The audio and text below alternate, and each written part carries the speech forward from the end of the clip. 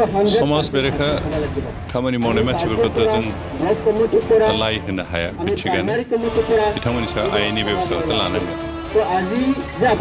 जायफोर गाहाय बुजायनानै मोजां लामायाव लाबोनो नाजानांगोन आरो जायफोरखौ बुजायसोबा हाया बिथांमोनखौ आयेन मथे बेब'स्था खालामनो गोनां थेवबो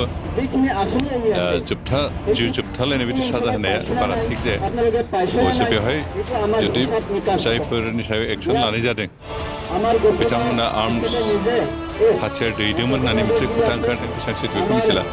दा हाथियार दैयोबाथ' हाथियारनि काउन्टारा जाखागोन बेखौ जोंहा बुंनांगौ जेबो गैया भैरबकुन्द समस्टिनि सनायगाव प्राइमारि कमिटिनि सिङाव थानाय उप नेपालपारा गामियाव दिनै गुबुन गुबुन पार्टिनिफ्राय बेफोराव हाबफैनाय बिदि हाबाफारि लादों दिनै जौसेनिख्रुइ बांसिन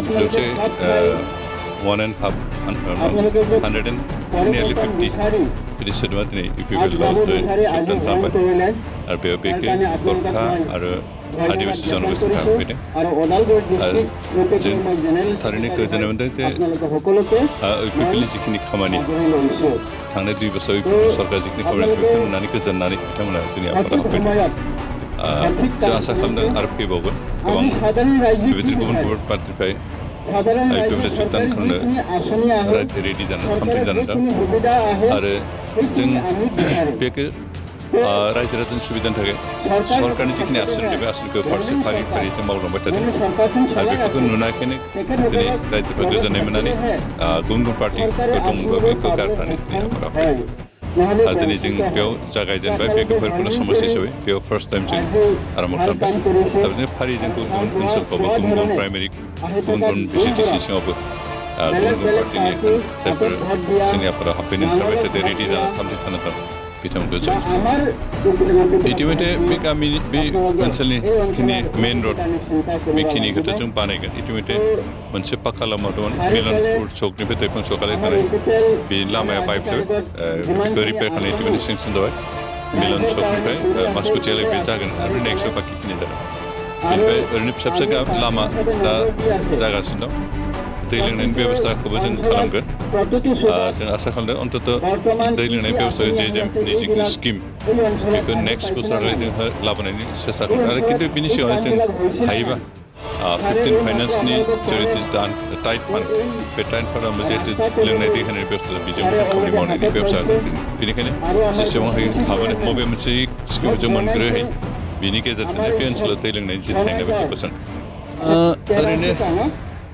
एमपि बिसायख'थिनि बारहावाथ' बारहांदोंसै आरो जों जिहेतु बिटिआर ओनसोलाव लोगोसे स्टेटआवबो बिजेपि इउपिपिएल आरो एजिपि जयेन्टलि सरकार सालायदों दा बेनिखायनो जों मथथे बे मोनथाम पार्टिजों ज' जानानै गेलेगोन पार्लियामेन्ट इलेक्सनखौबो मात्र जोंनि बे उदालगुरि समस्तियाव बबे पार्टिनि बिजाथि जागोन बेखौ जों दासिमबो थि खालामलायथ'वाखै आरो बेखौ जों जयेन्ट सरकार सालायनाय बे पार्टिफोरनि गेजेराव सावरायलायनानै बबे पार्टिनिफ्राय बिजाथि होनाय जायो बेखौ थि खालामगोन खिन्थु थेवबो जों दासिमबो बिजाथि थि खालामाखैबाबो जोंनि एमपिनि पार्लियामेन्ट इलेक्सननि थाखाय जों दानिफ्राय प्रिपेरेसनखौ खालामबाय समाज बेरेखा खामानि मावनाय मानसिफोरखौथ' जों लाय होनो हाया थिगानो बिथांमोननि सायाव आयेननि बेब'स्थाखौथ' लानांगोन जायफोर गाहाय बुजायनानै मोजां लामायाव लाबोनो नाजानांगोन आरो जायफोरखौ बुजायसोबा हाया बिथांमोनखौ आयेन मथे बेब'स्था खालामनो गोनां जागोन थेवबो जिउ जोबथालायनाय बिदि साजा होनाया बारा थिग जाया अबयसे बेवहाय जुदि जायफोरनि सायाव एक्सन लानाय जादों बिथांमोना आर्मस हाथियार दैदोंमोन होननानै मोनसे खोथा ओंखारदों बेसेबां सैथो बेखौ मिथिला